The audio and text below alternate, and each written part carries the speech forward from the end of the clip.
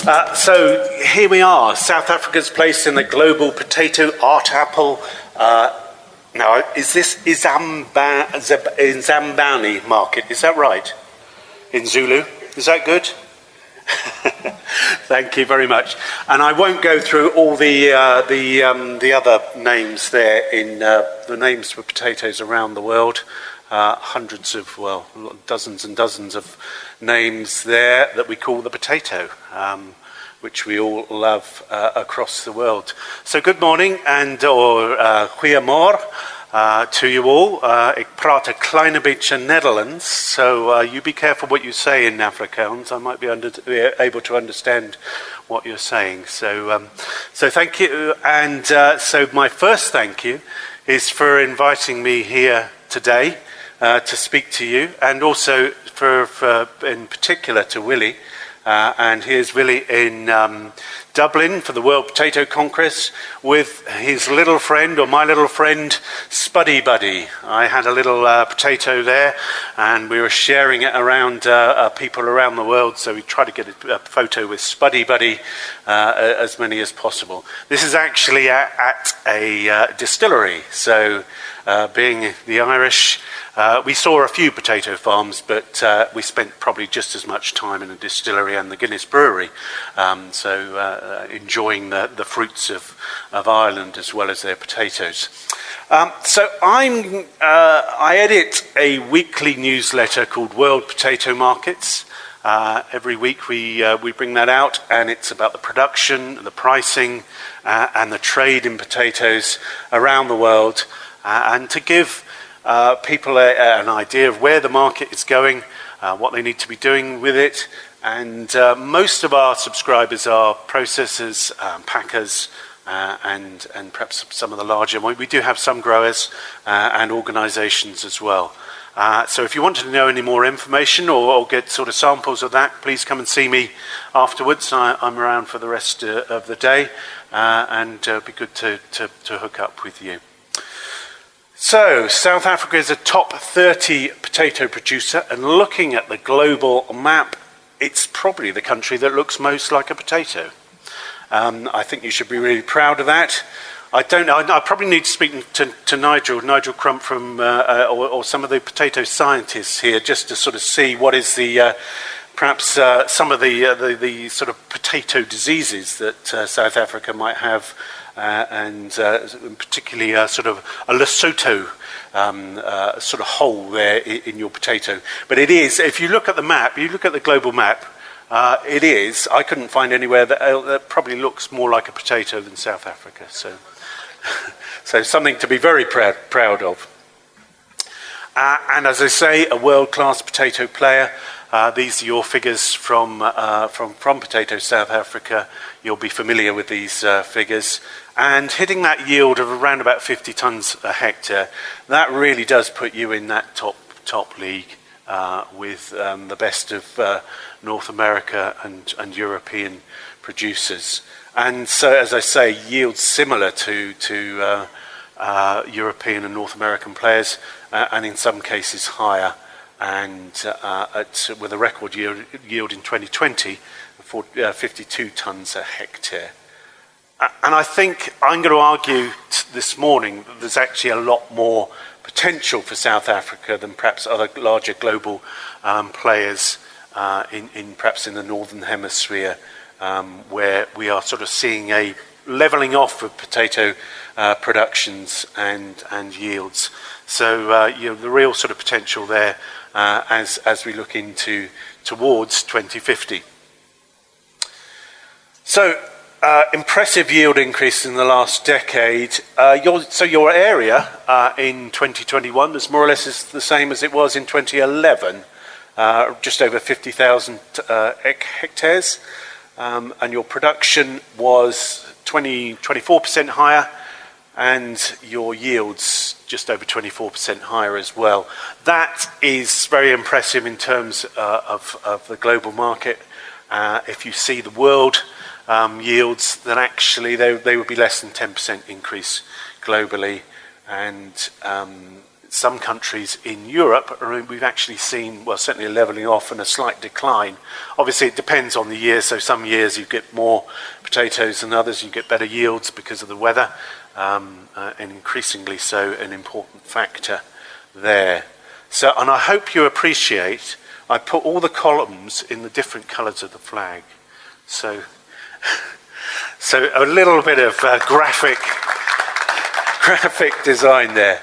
But you do. I mean, you also have one of the best flags. And well, I'm from Britain, so I think we've got one of the best flags in the world. But yeah, I think you have one of the best flags in the world. Certainly the most colourful flags in the world. So you can play with your flag a lot more than other countries. And looking back, so in 1991, just over 30 years ago, 66,000 hectares of potatoes were grown in South Africa. So if you planted that again now, with the yields that you've got now, then your production would be 27% higher. So yeah, you'll be well into well over 3 million tonnes. That's putting you into almost the same as Belgium. In terms of growing potatoes, and we know the importance of Belgium as a potato growing and potato exporting nation.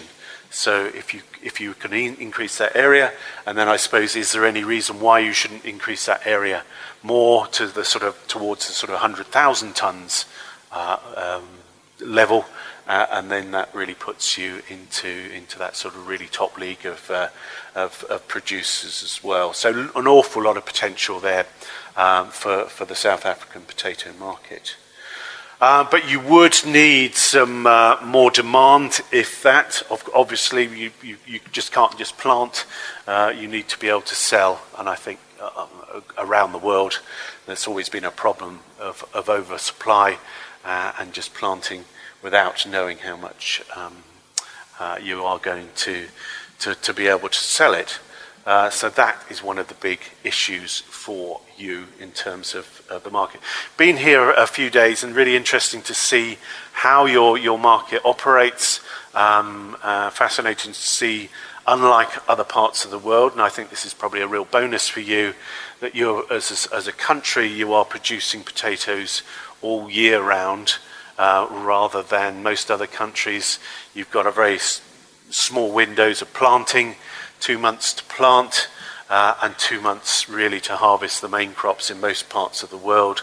Some parts of the world, like Canada, that's a very sort of truncated period of time as they plant in as the frosts melt. And so they've only got a few months to plant and to harvest.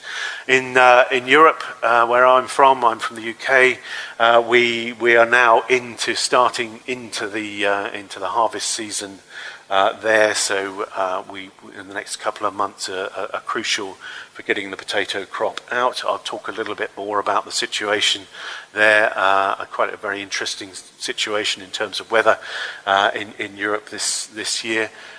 So yeah, just looking, and also so that sort of consistency of supply across the year, I think that's a real sort of bonus for you in terms of if you miss the crop in areas where you're only producing once a year, then you've missed it for the next year, whereas you can perhaps respond within the year, and I think that's a real bonus. And actually, I mean, I think this is not well known enough across the world, that actually the potential for Africa to multi-crop across the seasons is massive, and of course that will have to come into play more as Africa feeds its growing population. So let's have a look just at Europe. Let's move over to Europe and fly to the other side of the world. So has peak potato been reached in Europe? You can actually say that peak potato in Europe was around about 30 years ago. So if I got a light on here, there we are. I've got my little light. So can everyone see that screen there? if I point at that one. So what happened around about 30 years ago, we had the fall of the Soviet Union. This is actually only 20 years ago. But you had, in Soviet times, there was an enormous amount of potatoes grown for human consumption, but a lot for animal feed and for industrial feed as well. So here we are seeing, so the area here is this line. So in the last 30 years, this line has been going down dramatically in terms of the amount of potatoes grown in Europe. And this is the production there. So this is EU and UK. Of course, the UK is now not part of the European Union after Brexit, but we still sort of lump it in with it there. So that's obviously a challenge there for the UK in terms of Brexit. But I'm not going to really focus on that today. It's nice to escape to the other side of the world to not talk about Brexit. But so we're seeing a smaller European potato area, and then I've lost me light. So the line there is the area, and then the lines are production. So you're seeing a smaller production as well, and that's very much so. This year we're probably going to see one of the smallest European crops ever because of the drought in Europe. We have had temperatures, even in the UK, temperature has been above 40 degrees centigrade, and we really are not geared up for that at all. So we were all sitting there melting as the temperature rose. But it was nice to be able to go outside, and you can have a barbecue and whatever. So more of the sort of weather that you would get. But that really did impact on the potato crop. So we've got smaller potatoes, lower yielding. And there isn't so much ability to irrigate as perhaps some parts of the country that you've got here. So somewhere like Belgium can it's only less than 20% of its potato land can be irrigated. So something like the drought and really impacted. So in Belgium this year, in July and August, there were less than 30 millimetres of rain across the two months. So unprecedented dry weather, which has really impacted the crop. So we are seeing, as I say, a very, very small crop in Europe this year, which globally, because of the way Europe supplies a lot of the trade for potatoes, particularly for frozen potatoes, that will have a massive impact on the world supply of potatoes and the world supply of potato products. Again, probably giving you an opportunity for this year. I'm going to touch on that in terms of trading a little bit later. So let's have the next slide. And this is more about this is quite a complex chart, but this is about the concentration of potatoes, if you like, in one part of Europe. And so 4 countries now account for around about half the area, nearly 2/3 of the production. So those countries, Germany, France, Belgium and the Netherlands, they're accounting for half the area and around about, as I say, 2/3 of the production. And the rest of Europe, we've seen a decline in both area and production in those other countries, those other countries of the EU, those other 23 countries of the EU. And also we're now seeing a decline in the UK as well. The UK is actually the second largest importing nation for potatoes in the world after the US. It imports more than the equivalent of more than 2 million tons of potatoes a year. Big potato eaters in the UK, but increasingly eating potatoes from outside the UK. So that, I think that's that again. So there's a concentration in those 4 countries. There's an over-reliance in those 4 countries, and we're certainly sort of seeing peak potato in a lot of those countries. We're really having to extend rotations in countries to manage disease, and there is a political pressure to manage rotations and extend rotations there. There's also, I think it was said yesterday that potatoes are 20% dry matter, 80% politics. There's probably even more than 80% politics in Europe. You've got, and I know Syngenta and Bruce, you will know this more than most, the Farm to Fork Green Deal with the European Union, where they're planning to have at least 25% of production organic, a halving of ag chem use, as well as targets. Fine to have sort of targets, but those that, to me, seem quite sort of arbitrary targets that you're going to have to meet, not really responsive to what the market might need, or even the environment might need with it. So very much sort of controlled by politics there. So that's having an impact on production as well across Europe, in terms of potato production and other crops as well. So again, that probably gives you an advantage in being able to produce more if you haven't got those same sort of restrictions. So something there to celebrate in terms of your production. So it's and population. We'll look at population-wise in Europe. We're seeing a sort of stalling of population there as well. And at a time when perhaps the world needs to feed itself more, there are some restrictions in the way people can produce in Europe. That is starting to be questioned in terms of food security this year, particularly as we've seen smaller crops, and of course we've had the pressure of the Ukraine war that really has impacted on production. So I think as we look to next year for European growers, as they make their decisions to produce potatoes, I think we're very much going to see people, even though the prices now are higher, quite a lot of on contract in Europe is sold on contract, but prices of potatoes, so free buy potatoes, are now really, they're approaching around about €300 a tonne. And you go back in the COVID years, and they were about €30 a tonne on the free buy market, the free open market. So you are seeing an increase in the price, but that's really been countered by an increase in the cost of production. So you've seen fertilizer prices go up about 3 times, energy prices up 4 or 5 times the amount for energy costs. It's quite an energy-intensive crop in Europe in terms of storage. People keeping potatoes at 5 degrees temperature control.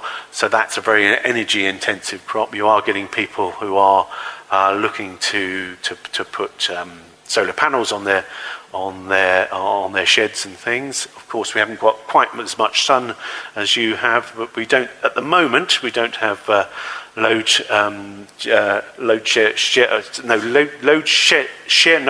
sharing or load shedding? Load sharing. It would be nice to sort of share the load. Load shedding. We don't have load shedding yet, but I think there has been talk about not being enough energy across the winter. So we might be having to learn some lessons for you as well. And of course, we're going into our cold winter period where we need to be heating our homes. And just as an aside, from the UK point of view, we were facing personal energy increases at home of 80% in October. For our energy bills going up 80%. The government has now had to actually go in and spend £100 billion to basically buy energy, pay people's energy bills for the next 18 months. Really, I mean, if we and the businesses they have put a cap on for businesses as well, but businesses have been facing enormous rises in energy costs. So that whole sort of cost element is now really impacting into potatoes, and people saying, I'm not going to grow. I'm going to be careful how many potatoes I grow this next year. I can grow cereal crops. There's a futures market for cereal crops, so I know what my price can be for my 2023 cereal crop, and it costs me about 4 or 5 times less to produce cereals than potatoes. So even though we've got very high prices at the moment, I think growers will still be, they won't be increasing their potato area significantly in 2023, just because the economics don't stack up when there's other crops. So in some ways, the biggest competition for potatoes in Europe is other crops. It's cereal crops, it's wheat, it's maize, and also oil seeds. Oil seeds are very much affected by the Ukrainian war, with about 50% of the world oilseed exports coming out of the sunflower exports coming out of Ukraine. So that's had an impact, and of course that also has an impact on the processors, who are big users of vegetable oil there. So a difficult picture, I'd say, for Europe. So let's jump across the Atlantic to America and to North America. And you're also seeing very much pressure on US plantings and US crop. And what you have seen, actually, the US plantings this year are the smallest for more than 50 years. And, you know, US being a big user of potatoes and actually quite a big exporter of potatoes as well, that's significant. Canada has probably, I think it's got its second largest plantings ever, but it's a much smaller, it's about 130,000 hectares of potatoes, and a lot of that just goes straight into the North American, the US market anyway. So there's a small increase, well, there is an increase in Canada, but that's not going to outweigh the decrease in the USA. So we're expecting a very small crop again. We actually had a very small crop in 2021. They had problems with heat, the heat dome over Washington State, when it got well over 50 degrees centigrade for a number of days, and really burning up the potatoes there. They have had hot weather again, not quite to the same extent, but these really are some big events in terms of climate change. Whatever your views on climate change, it does seem that there is much more volatile weather, and that is hitting the Northern Hemisphere producing regions hard. And again, you know, where does South Africa fit in within that picture as the world supply of potatoes becomes tighter? But people still love to eat potatoes. This is actually in millions of euros.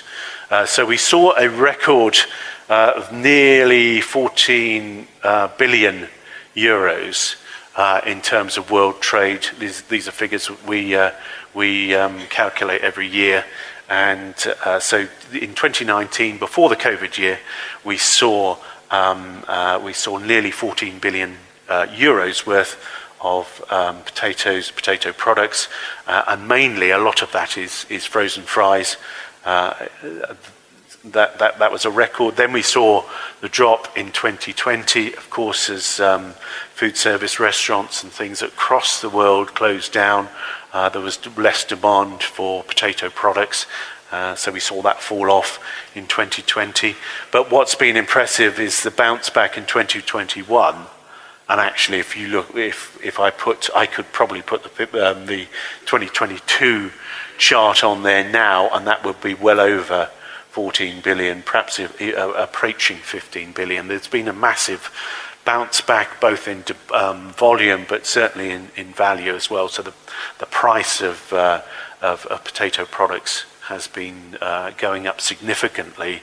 And I suppose also in line with the extra costs. So you've got extra shipping costs, you've got extra costs across the supply chain as well. So you're seeing a much higher price and higher value for potato products to give you record exports in terms of value there. So again, and that, I wouldn't want to say it's insatiable, the demand for potato products around the world, but it is as strong, just about as strong as any commodity as you can find, that growth. So people are liking frozen fries, and actually something like frozen fries are very good For restaurants, because you can freeze them, you can leave them there, they go with just about any dish. So the poshest of restaurants will have fries or chips, as we like to call them, and I know you like to call them chips. I think if you play cricket as a nation, and I won't dwell on the cricket. If you play cricket as a nation, I think you call chips, which the rest of the world calls fries. Why call them fries? I mean, fries, it's probably not the best name really to call things, is it? Fries. I mean, it hasn't got the best sort of connotation. So I think we should go with chips. And crisps, crisps are crisps. I mean, they go crunchy when you eat them. So they're not chips, they're crisps. So those cricket-playing nations know what to call their potato products. But it's those frozen fries, those frozen chips that really dominate the supply of potato products around the world, and as I say, almost insatiable demand for that. And if those established players who account for more than 90% of the trade for Europe and North America, I think it's more than 95% of the world trade in fries is actually from those two regions, and massive players like Belgium and Holland dominating that as well within that few nations. Then we are pretty reliant on very, very few countries to be supplying that. And as I say, if we've reached sort of peak potato, we've certainly reached peak potato in the Netherlands.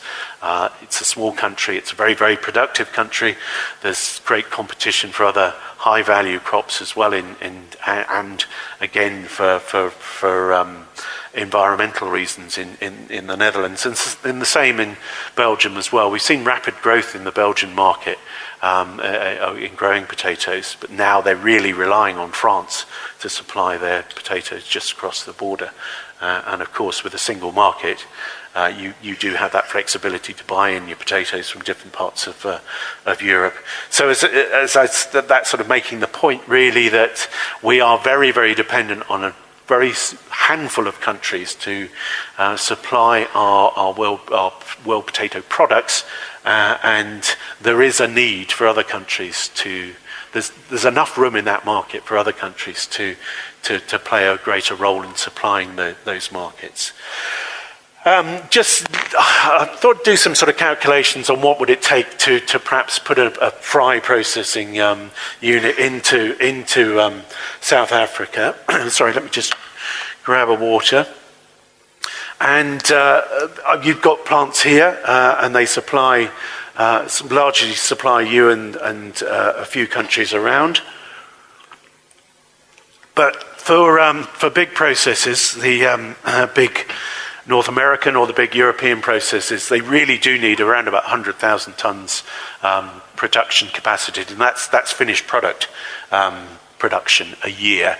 So really, the basic calculation, it takes 2 tons of potatoes to make 1 ton of fries.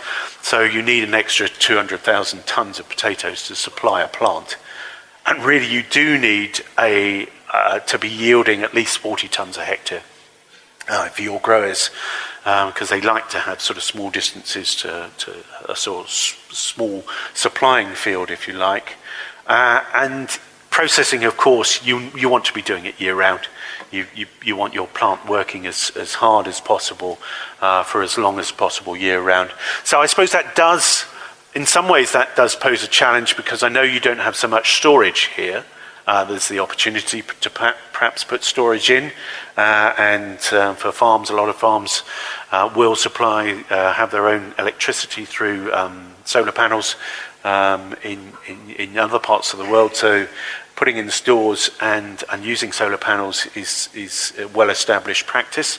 But actually, just thinking about it in terms of your year-round production, and if you've got reasonably good sort of transport links and logistics, then there would be a sort of potential for supplying year-round. And again, perhaps that spreading of risks throughout the year and throughout the regions, that could be opportunities.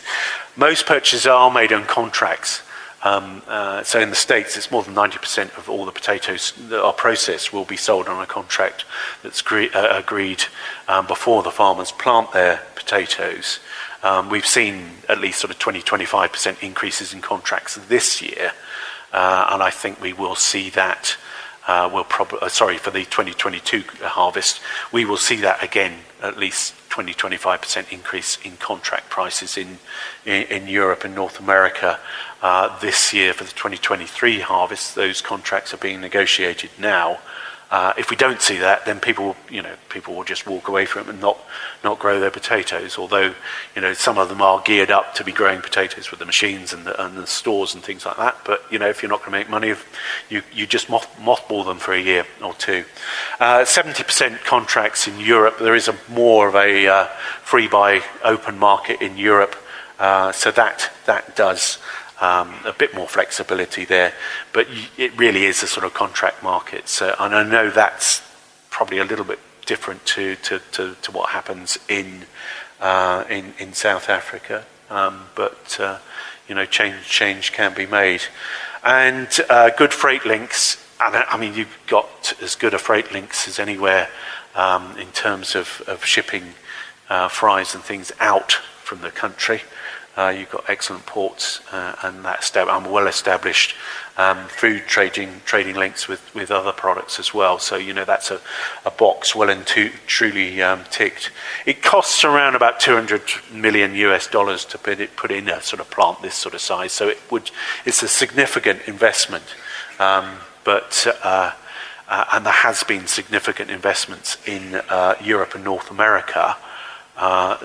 There might be sort of fears amongst those processors. We put in these plants, we spent a lot of money putting in these plants, but are we going to get the potatoes to supply them? They certainly haven't had, in the last 2 or 3 years, there have been plants that haven't been working at full capacity just because the potatoes aren't there, and that's going to happen again in the next few months and perhaps even the next few years. So there is that real opportunity for you to be investing or considering that investment in potato processing. But again, so you've got the potential to produce more potatoes, but that has to be driven by the demand for more potatoes and more potato products. So just don't sort of have the build it and they will come thing here. Yeah. So that's significant opportunities for South African potatoes there. Just looking at some of the trading elements in terms of potatoes, that is increasing. We've seen imports of potatoes high again, and I know we've got duties on potatoes, so that's an issue for there. But I think that will fall away in the next year. We've got those duties, so it costs more to export potatoes to other parts of the world for the Europeans in particular. So South Africa, with the duties, I think, and the high costs, you are going to see a lot fewer products coming in the next few months. And at the same time, you've actually been increasing your exports to nearby countries, which I think gives you potential there. And this last season, this is years ending July, so fairly recent, you've actually seen record exports of fresh potatoes to other parts of the world, so more than 20,000 tonnes being exported to other parts of the world. So again, significant. We've had quite a lot of variations on this slide in the last day or two, but we know what that sort of challenge is. That challenge of feeding Africa is enormous, and you look at other parts of the world. So this is population growth from 2030, 2050, 2100, and you see that. And actually, you see Europe, really the first continent ever in history to see a sustained population decrease, outside wars and outside disease, and that is a massive challenge for Europe. In some ways, the challenges of a growing market are much better to have than challenges of shrinking market. Potatoes key to meeting that challenge. Again, sort of variations of what we've seen. This is the Director General of the UN Food and Agriculture Organization, the 2022 World Potato Congress, really saying this. He was actually a rice farmer. He grew up as a rice farmer in China, but he was singing the praises of potatoes, and quite right too. And so just looking at, this is the growth in supply, this is UN figures themselves as well, and just looking at the growth in supply of potatoes, South Africa, you've sort of kept up with that. This is how much potatoes eaten per person per year, so just over 30 kilograms of potato products a year. That's a year higher than the world. The supply of potatoes in the world has gone down a little per head, but it's certainly for the continent of Africa gone down quite a lot in terms of supply per person, as the area and the production of potatoes hasn't been able to keep up with population growth. So I just thought I'd run some figures. If you kept consumption at the same levels as you have now, how much would that be extra potatoes would you need? And there's a slight difference between supply and production figures here, but I think we'll just sort of concentrate on supply. So there would be another, by 2030, this is from 2020 to 2030, a need for another 10% more potatoes, just taking into account your population growth in South Africa by 2030, and by 2050, another 25%. In the world, it's similar sort of figures, so 9% by 2030, 24% by 2050. But then if you look where you are, in the continent of Africa, that is enormous growth. 26% need for extra potatoes just to hold steady. This isn't about people eating more potatoes per person. This is just keeping it as it is at the moment. So another 26% more potatoes you need by 2030, another 80% by 2050. Enormous potential for growth, and only a limited number of countries who could help and sustain and meet that growth. So people love their potatoes in their special ways. I've had to put fish and chips up there. That's a good one. But you've got all your variations of eating it. I haven't met someone who doesn't like potatoes. Well, I've met someone who said, I don't like potatoes. And he said, well, do you like crisps? Do you like chips? Or, everyone likes potatoes somehow. Well, if they don't, they're not worth speaking to, are they really? And what is not to love? This is actually Miss Tata from Portugal. She's been used to market potatoes to the Portuguese and beyond. And just there's a massive long list. We'll look at some of the vitamins and the mineral. But low water footprint, you can use it to deliver vaccines, you can make it into plastic, you can use it for animal feed, it's versatile, it's good value, it's got low carbon footprint, and it's fun. I mean, if you talk to someone about potatoes, you say, I work in potatoes, everyone sort of giggles, but then they're really interested. I was coming over on the plane, and I said to the woman next door, I'm coming to a potato conference. She looked a bit, and then I said, there's 6,000 varieties of potatoes. I think she was going to fear that I was going to spend the whole flight going through all 6,000 varieties. So she texted her boyfriend, her Irish boyfriend, and said, I'm sitting next, I think she probably said, I'm sitting next to a crazy potato guy, so wish me luck. But, you speak to people and they all love potatoes, and if you say I'm going to a potato conference, people know. I mean, a lot of people, if you go to a conference, and it's an ipso facto conference, Peter, you were saying, from a computer point of view, people don't know what you're talking about, but they know what you're talking about with potatoes.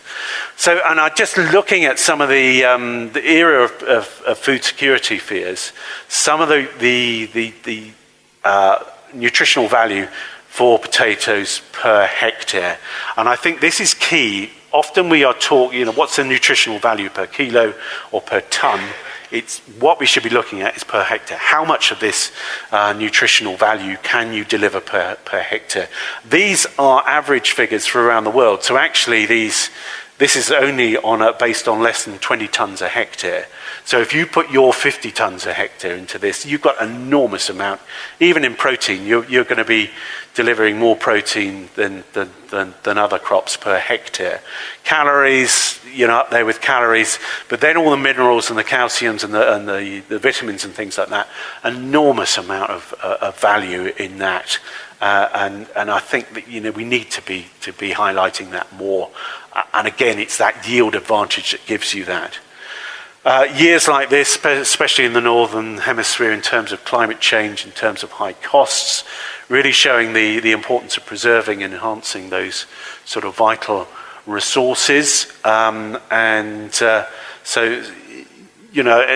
great to see some of that focus here on technology, looking after our soil. That's the one thing that will degrade. We have water. Where the water is and the quality of water is debatable. And we have sun. Fortunately, hopefully, the sun won't be going away anytime soon. But it's that sort of soil we really need to be looking after around the world. And again, just looking at the climate change or the environmental footprint. And these figures are not from, they're independently verified figures, but they're actually from the Barilla Centre for Food and Nutrition. And do you know what Barilla is famous for? It's pasta. So their pasta is in that sort of mid-bracket. So actually potatoes, great competitor to pasta, has a much better environmental footprint than pasta and other, so breads and rice, and certainly much better than rice. So your water use is very, very efficient water use, very, very efficient in terms of CO2 emissions. And again, crucial, how many kilograms can you get out of a square metre of land? And it's only beaten by vegetables, and it's in that vegetable category anyway. So that's impressive, really impressive figures. Just sort of as I wind up, I wanted to mention something I'm a vice chairman of. It's LEAF, Linking Environment and Farming, and that's for more than 30 years. We've been working with farmers, mainly in the UK, but actually it's out in 30 countries as well, some of them supplying the UK. So there will be South African companies who do that. And that's really a sort of management tool and a way of measuring and looking at your production in terms of how much fertilizer you're using, how much ag chems you're using, how you use your water, how you're managing your wildlife as well. So giving you a real sort of mark in the sand and allowing you to benchmark and improve. And that's also seen by the shoppers. So there is a mark, a leaf mark, a label that shoppers can find and identify and buy. And there's also very much a program of engagement with the public. So we have something called Open Farm Sunday. So every June, farms open their farms for free, and the public come in. We get more than 250,000 people coming onto farms across the country, and the farmers are there to be able to discuss with the public and show the public what things are and answer questions to the public. But also I think it's really good because the farmers are then interacting with the public, so they're learning from the public as well. We have more than 1,000 farmers who are in schools linked up to something called Farmer Time, where they every couple of weeks they'll go online, and the farmer will show with the phone what's happening on the farm. So you're going straight into the classrooms there, and integrated with part of the national curriculum there as well. So it's not just nice to speak to a farmer; it's actually helping their learning goals as well on the farm. So if you want to know more about them, then please speak to me. So coming to my final slide here is how many other crops. If we look at the potato, how many other crops can you do this with? I think, Nigel, you were saying there should be, you were saying about potato alcohol, so I've missed that out there, but there is potato alcohol. You can obviously get vodkas and things. But we are looking here, so potato plastic. You can make plastic out of it. Potato milk. Anyone had potato milk? Yeah, Willie's had potato milk. We can get that in the UK now. I wouldn't put it on your cornflakes, but it's fine on your cappuccinos. And of course, much better environmentally than a lot of these other alternative milks in terms of things like almond and soya or whatever.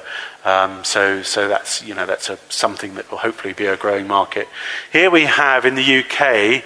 So when I was a kid, you used to get your fish and chips wrapped in newspapers. Now, your newspapers come wrapped in potatoes. So that's potato plastic that's wrapped into your newspapers. Potato protein, a big and growing area. Potato cosmetics, I've used it this morning. Whether that's a good advertisement, I don't know.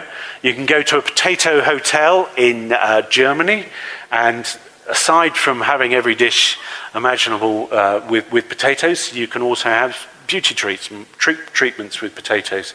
So lie in a bath of potato peelings, or get rubbed down with a potato. What's not to like? And just from an arty point of view, what other crops? We haven't got a wheat woman or Barry broccoli or Robert Rice or any of those, but we've got Mr. and Mrs. Potato Head. So we've got to be proud of this. You can't print with rice, can you? You can't print with, well, I suppose people do sort of do things with pasta, but you can't potato printing. And sort of different art, like my little spuddy buddy there. There's a whole thing on YouTube. If you look at people, there's people painting potatoes and putting little faces on potatoes.